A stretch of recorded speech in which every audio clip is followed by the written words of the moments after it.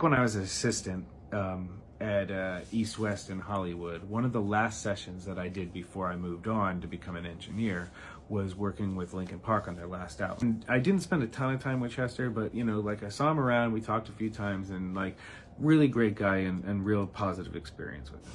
Fast forward almost a decade, and I get a phone call from one of my mentors asking if I can fill in for him on a session. And I'm super excited to do that because everything he ever asked me is always great stuff, So I'm like, okay, cool.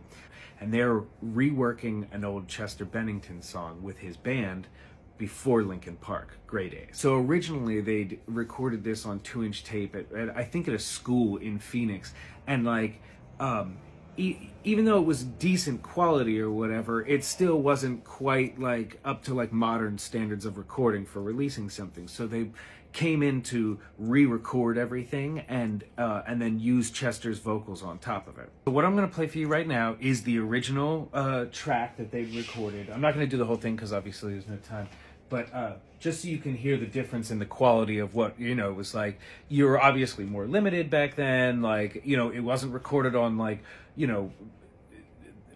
$10,000 Neumann microphones. There was a lot that the recording quality could have benefited from re-recording all this stuff. So here it is. Okay,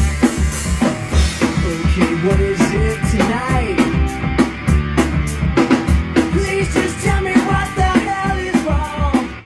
Now I'm gonna solo up Chester's vocals here. He's got 3 vocals here, triples, all right? And his triples are so ridiculously tight. I just couldn't even believe it. This was recorded to tape. There was no alteration. This is just how he recorded them. Do you wanna eat? Do you wanna sleep? Do you wanna shout? Just settle down, settle down, settle. All right, so now I've pulled up the retracked anything version, and you'll immediately notice the difference. It's like the drums and everything. It's just a whole different song.